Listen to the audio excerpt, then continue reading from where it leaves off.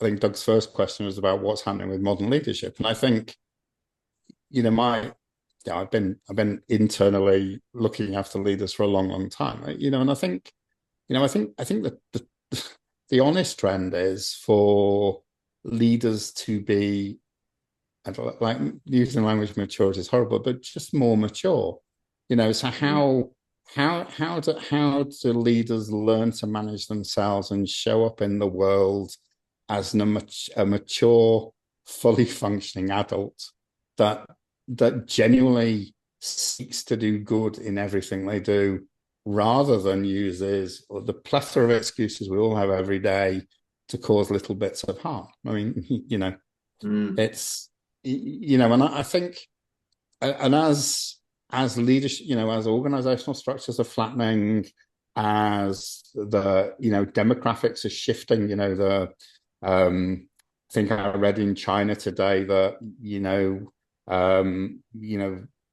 everybody talks about China being in crisis by 2030 because there aren't enough young people coming through into jobs because of the one-child policy. I think that might not be quite true. I think the alphas are coming through and it's quite a large population. But the reality is, as organizational structures flatten, people are getting into leadership positions at much earlier points in their careers. The workplace is changing beyond recognition, and the demand on leaders at every level is increasing. And for me, the real need is to move leaders through the maturity curve, whatever the hell we mean by that language, as fast as possible. So what they're doing is as much good as possible in the level of seniority they've got.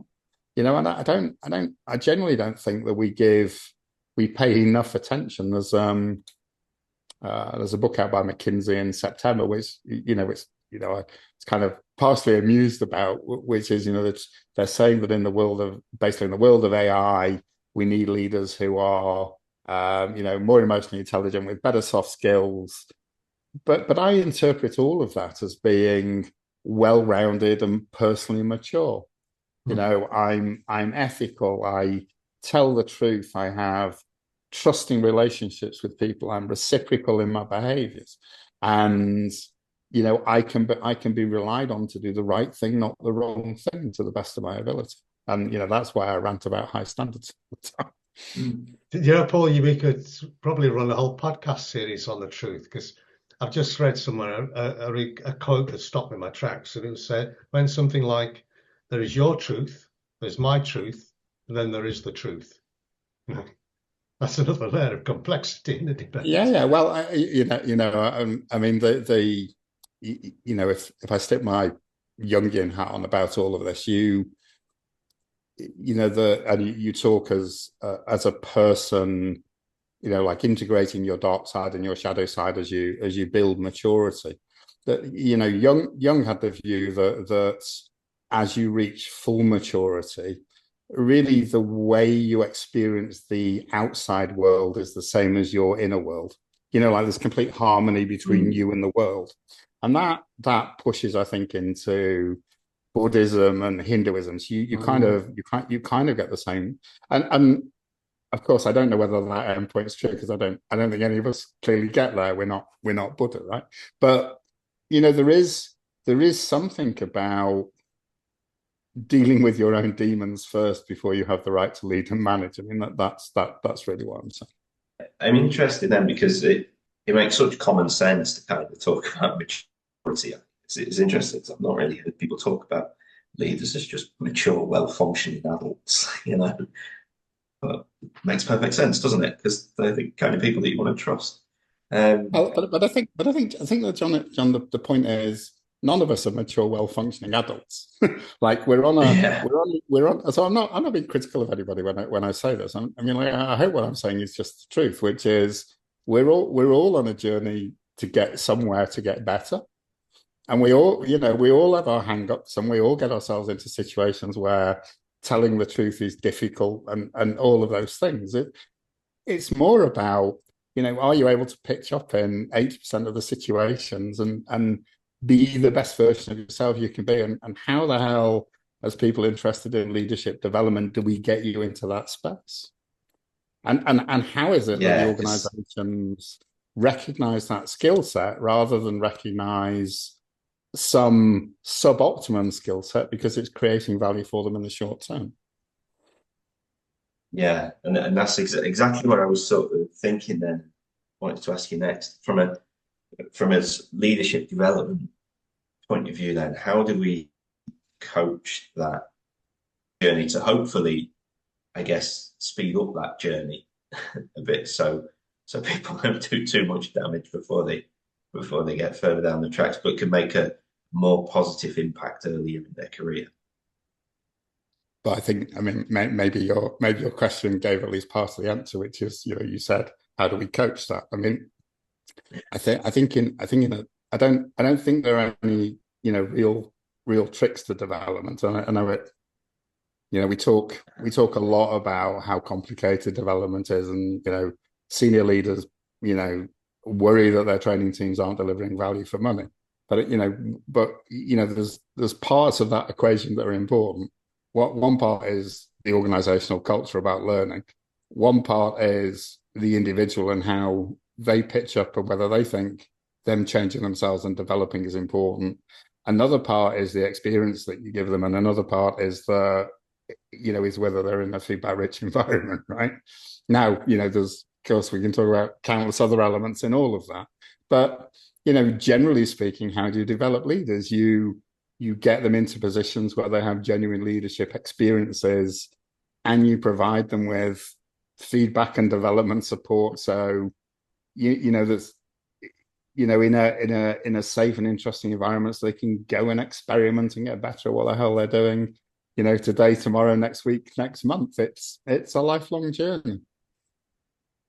And presumably in that, then part of it is, and you referenced this, I think, really early in our chat, that preparedness to make a mistake and just reflect on it and get better from it and things. So when stakes are high and pressure's high, and it's very natural to be fearful of making mistakes, how can you foster that sort of more orientation towards giving something a go?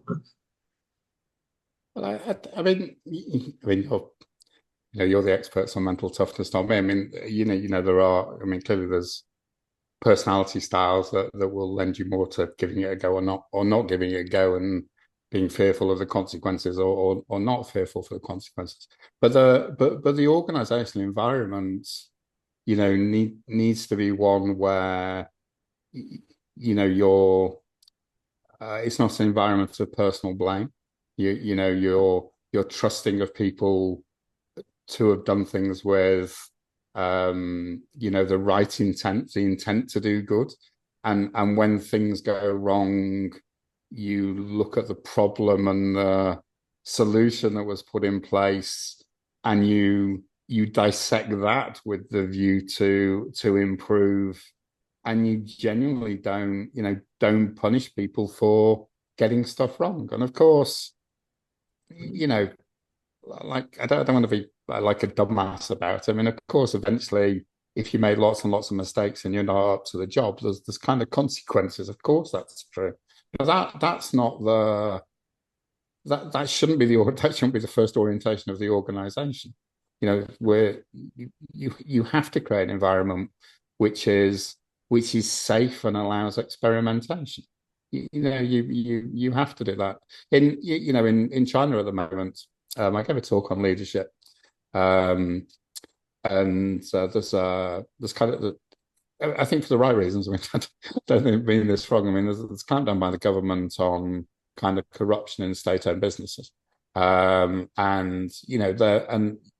there are real consequences for making mistakes that import risk into your business. It's not just corruption, and the Chinese government at least have looked at that more, and putting kind of more governance, more structure, more rules around people. And and somebody in the audience, Chinese guy in the audience, said, given the government's proclivity at the moment to put rules and governance in place to control behavior, and people's reluctance to break those rules, how does the Chinese government expect the innovation to happen in the organization, in state-owned businesses? And of course, from my point of view as a Westerner, is the downside of those rigorous governance structures and consequences for breaching them, of course, is you stifle innovation. And of course, if you're stifling innovation, to have done that, you've already stifled experimentation. And so, there's a whole bunch of competing drivers in organizations that we have to balance out to create the right environment. But I think the point still holds, right? You want an environment where people are free to take measured risks, and you want to reward them for the risk-taking behavior, whether they deliver the right results or the wrong results. And if there are bad results, you need to deliver honest and helpful feedback and development that supports their next endeavor into risk-taking. I find that this bit of the discussion really interesting, because it kind of overlaps with a lot of our work, the work that John and I are interested in. I noticed that in your recent posts, especially your most recent blog, you put a lot of emphasis on self-awareness. And to me, that seems to link what you've just described, because you spoke earlier about developing leaders by putting them in situations where they can learn from those experiences. Well, they need a degree of self-awareness to be able to do that. And again, when you talk about creating safe environments where people are rewarded, whether for taking risks, whether they're successful or not, part of that reward must be creating that self-awareness about themselves. Why did that work, or why didn't that work? And it's a self-awareness that is a key to the growth. Yeah, and I think that latest series of blogs are about wisdom, and I think within wisdom, the wisdom researchers talk about reflective wisdom, and reflective wisdom is something like awareness of the situation, deep critical self-awareness, and humility. And so, I of course I write about those things because I think they're important. Are you humble enough to not so prideful that you exclude any possibility that you're being a dumbass in this situation, and you've generally made mistakes? Are you doing stuff for the right reasons? And then of course that whole self-awareness thing is absolutely fundamental to learning. How can you learn if you can't reflect on your performance in a situation in a genuine way? I mean, I spoke about that Jungian view that you're continually seeking to kind of integrate your shadow. How can you reflect on your own behavior and how you pitch up and your own motivations, unless you reflect on how you've pitched up in any situation that's around you? And of course, self-reflection, I think at its best, requires the input of other people to give you more information to chew on. I mean, that seems obvious to all of us, right? But you build self-insight through practice. It's not, we feel guilty, so we reflect a bit and we go to the pub or whatever our sin is, and we drown our sorrows and forget about it. But I don't think that's what we're talking about. I think we're generally talking about, do you have the humility to take the time to reflect on how you showed up today? Did you give it your best shot? Were your intentions honorable? And if not, why not? And what can you do differently? I think they're fundamental questions we should all ask ourselves, or all of the time. And just sometimes then the way that we think about morality in this kind of, like, say, best intentions is a good example. Did you give your best intentions? I suppose if I've got this framework whereby it would be unconscionable to not give my best intentions, are we being a bit naive and going, but I am a human being, right? And sometimes, I'll not do the right thing. And does that element of reflection and self-awareness kind of lead into going, I suppose being a bit more accepting of, yeah, sometimes I do feel, uh, I do have a bit of an ego, or I do feel a bit jealous or envious or whatever, and having to engage with that rather than going, oh no, couldn't possibly be thinking bad things. Right. And again, like I said, I think we're all somewhere along a journey, and we're all a bit jealous and a bit angry, and a bit of a victim, and we are, of course, all of those things. So I'm absolutely not telling you it's wrong to feel those things. I think, I'd encourage us all to be accountable for the outcomes that are around us, and I think like we accept the fact that we co-create the outcome of what we experience, and I think that can be awfully hard. Sometimes you end up working with people who don't have any best interests at heart. I mean, that's certainly been my experience. But I would still feel partially accountable for the things that we've created and delivered together. It's not, it's not I understand that might not be the perfect answer. I recognize that we're not all, there are things which are genuinely beyond our control, and the things that go on inside us, which are anything other than we would want to reflect to the outside world. Of course, that's true. I mean, the question of all of this is to be accepting of yourself and not too hard on yourself, but to be on an absolutely a mission of about being the best person you can be. Is it right that you're jealous in that circumstance? I don't know. But and in a sense, I don't think it's important. I think the question is whether when you reflect on it, you think it's important or not, or you think it's a bit of a contrary set of behaviors. And is it getting in the way of you using your time better and being a better person? Well, if it is, do something about it. That's again, it's a nice, well, that's quite a profound thought, the idea of, I suppose, being kind to yourself and being aware of yourself, because that has to be a step in your ability to do that to other people. If you look at the very early stages of development of the mental toughness concept, it was very much along the lines of you've got to be more mentally tough. Being more mentally tough is good.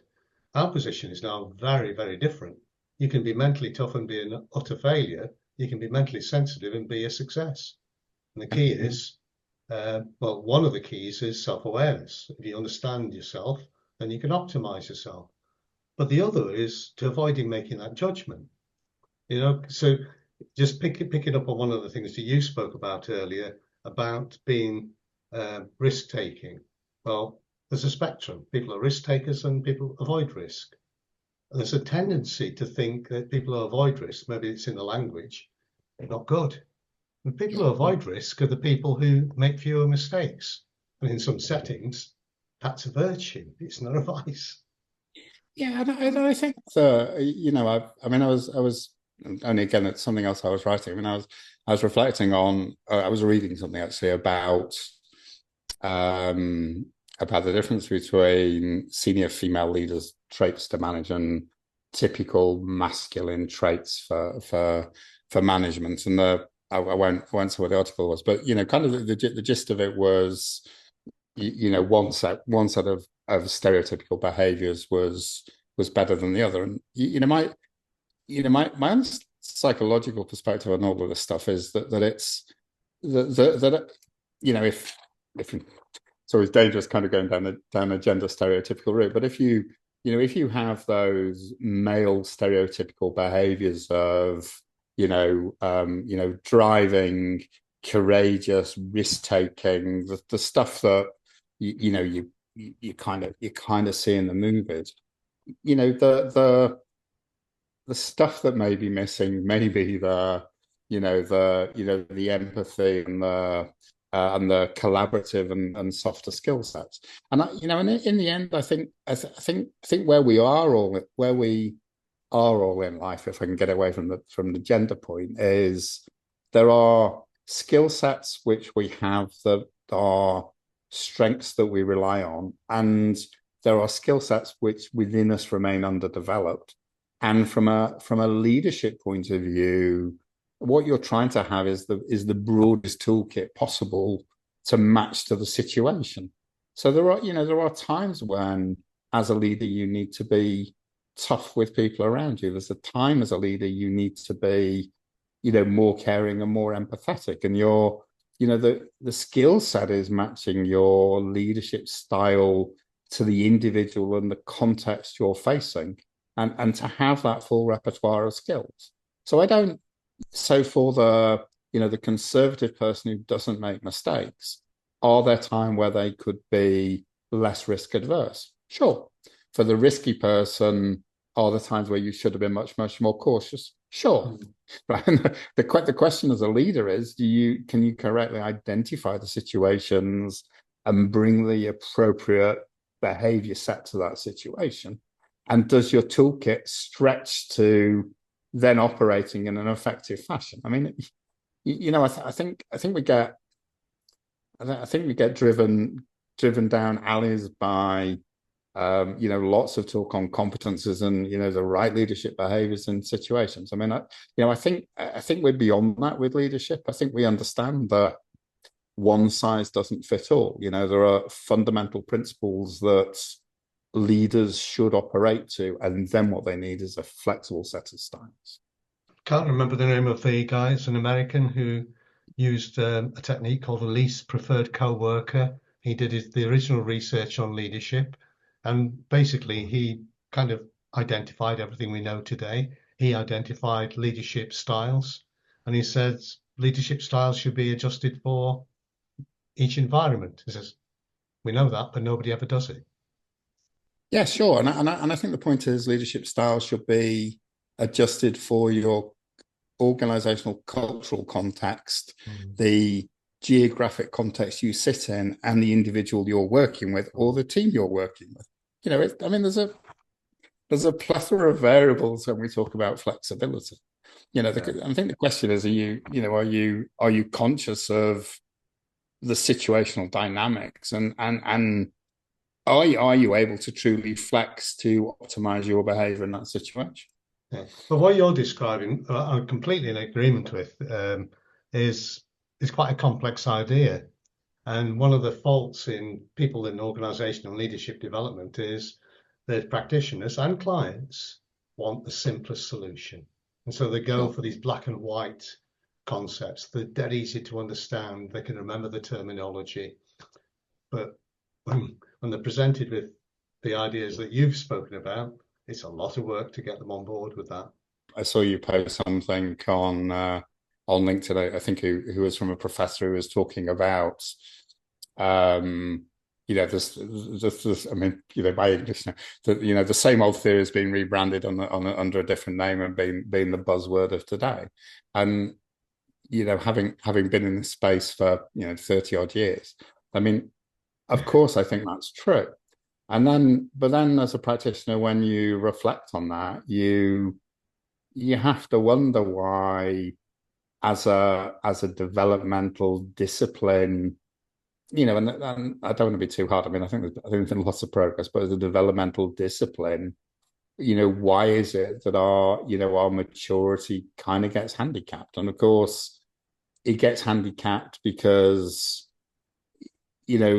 organizations mature with a generation, and the next generation of people come through, and there's a younger generation coming from, you have to start the education again. And it's not, I think in development terms, you're stepping forward at a gradual pace because the organizations are regenerating behind you and the workforce is regenerating behind you. And when you talk about complicated things, of course, I agree with you. It's genuinely a tough sell. It doesn't mean that it's the wrong message. I think it also doesn't mean that some of those simple frameworks generate benefit and value. I mean, I'm certainly not claiming that either. Somebody has written a book there's several books on intrinsic motivation, but one of them is very popular. And I think the person who wrote the article never mentioned Decky and Ryan, which is Okay. all right. Yeah, So, absolutely. so I actually don't have a lot of trouble about people representing concepts in other ways, because if you can present ideas in 3 or 4 different ways, it might just get through to more people. It's taking other people's ideas and claiming them as your own, or that sort of thing. That's I'm really objective. Well, I think you can, you can do it with, you can do it with, concepts like grit, and there's lots of concepts out there which, you can just say, oh well, that's just this combination of factors from, the big 5 personality traits, for example. And I think I agree with you. If something sticks and is useful, it kind of sticks and it's useful. I mean, there's, again, I genuinely see no harm in that, And I think that's where there's clearly there's an issue with some harmful, oversimplified, under evidenced things being used, but I I'd be reticent to kind of sort of point the finger and go, oh, look at that company that have brought this in, and because there's the people delivering the product, there's the people buying the product, and also working as an academic. Academics aren't always great at taking something from here's something that has a good amount of empirical evidence. How can that translate into something that makes sense to people who are going to be users of it? Because in all honesty, in academia, we don't really get a lot of credit for that. You get your promotions based on if other academics like it. And if you make no real difference in the world, you probably still get your promotions. So I think it's a complicated piece there, where there's lots of stuff out there with incredible evidence that's never made it into the practice world, and there's stuff floating around in the practice world with very little evidence behind it, and then everything a bit of a mixture in between. Yeah, I mean, I think from my point of view, I'd sort of express it like this. There was, I've worked internally for a long, long time, and I presented my share of kind of dumbed down kind of constructs because it fits the need at the time to deliver value for the organization. My question is more as a profession, and I kind of like I feel like I'm making sweeping judgments, but as a profession, are we all consciously doing that in a way which is informed? Or are we just doing that because we've jumped on a bandwagon and it seems like it's the next saleable point that, frankly, business leaders who don't have the time to scrutinize will just say yes to because it's well branded and it's kind of popular. So I think unfortunately for me with these debates, in the end you can only ever come back to the professionalism of your discipline. So, how well informed are occupational psychologists? How well informed are business consultants when they're dealing with HR issues? And are they reflecting genuine choice and best practice, or are they just reflecting a dumbed down version of their profession? And candidly, I'm a bit cynical that we get both of those things in the market, which is unlike you. I am prepared to say sometimes that seems like a dumbass solution to the issue that organization was facing. But there's another dimension, isn't there? We tend to work for clients. And I agree with what you've said, but clients will go and read something like Harvard Business Review, which is not an academic journal, or Wall Street Journal, and somebody will have done a feature on Myers-Briggs or DISC. The next thing you know, they're asking you for this. And I'm saying, well, we don't sell that. We don't offer that. We offer this. And, I guess there must be a lot of practitioners out there saying, well, if that's what the client wants, I'm going to have to give it to them, that sort of thing. Sure, but then we're back into the realm of truth telling and your levels of integrity. Oh God, yeah. We'll do another podcast that on stuff that. to me is just inexcusable. I know we all have to put the beans on toast on the table, but again, that's why I talk about those things. Yeah, that's why I keep going. I'm not going to stop until I've converted some more of these people. Good luck. Yeah, now you've actually created this Substack series of blogs that are all based on myths and legends, and you're drawing out points about leadership, about different issues. Where did that idea come from?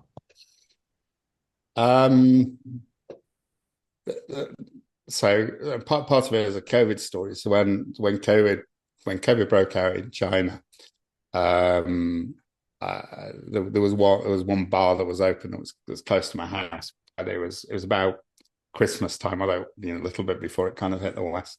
And a lot of our families were kind of home. But the one bar that opened was a Friday night retreat for the expats. So we'd be hanging out in the one bar you could get a drink.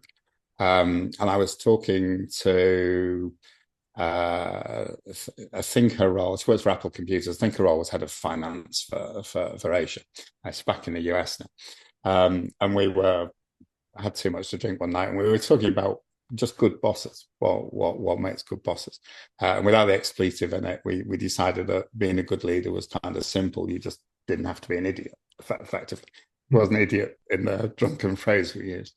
And I just very jokingly said, "Oh, I think there's a book in, there's a book somewhere in just what's the behavior set that a leader should build to pitch up in work to the best of their ability." So that was kind of what started it.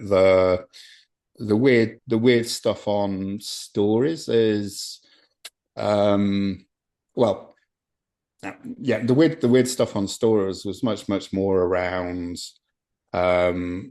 listening to a bunch of podcasts actually on whether it's the only way I can describe it now, which is kind of like whether fiction is truthful or not. Right. And that sounds odd, right? Because you kind of say, well, clearly fiction's fiction. We know it's a made up story, but then within that story, what's the thing that kind of captures us and grips us, and why do we keep going back to it, and why do we get captivated? What captivates us in that story? And of course, psychologically, then you're into kind of back into Jung and stuff, but you're into the fact that you can identify archetypes and modes of operating and themes which come through stories that draw us in. And of course, I think I'm brave enough to say that, I think those themes are often more truthful than, when we read academic papers or when we read research studies, because they're more experiential. They reflect on our experiences of the world much more closely, back to experience. And so yeah, I just started messing around with some stories, and the first one I did in a meaningful way was published, I think, on LinkedIn, which was the Monkey King Journey to the West. And I just started playing around with the prideful Monkey King who gets imprisoned under a mountain for his arrogance, and then goes on a journey to recover the sacred Buddhist scrolls. And it's a real hero's journey. But you can see the character of the Monkey King develop through the story.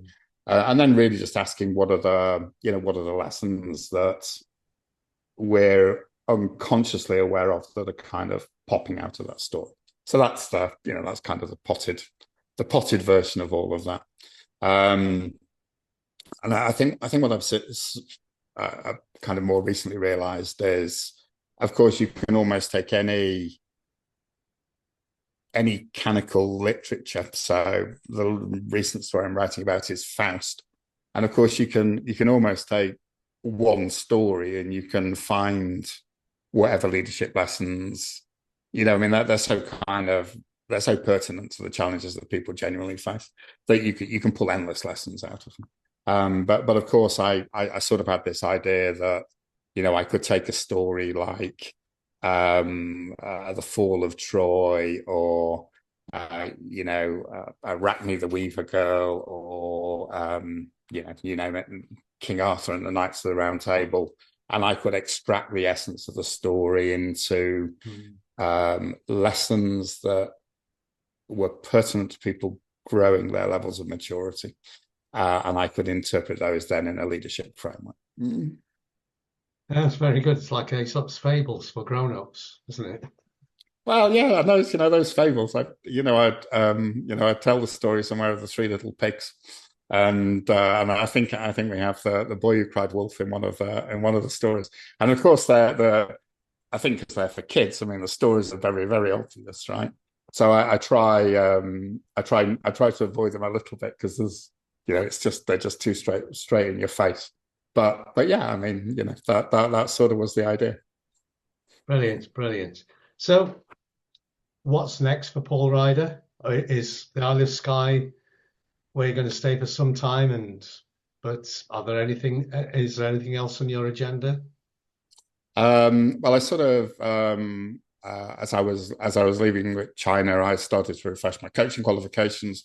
So really at the moment, I'm focused on kind of more getting kind of coaching hours in with people. I'm spending more time just coaching, or trying to find coaching work. And then we'll see as this year kind of progresses, whether we're staying on Skye or we're coming back to London. We're not quite made up our mind yet. So so how it goes. So if prospective coaches wanted to get hold of you, how could they get hold of you?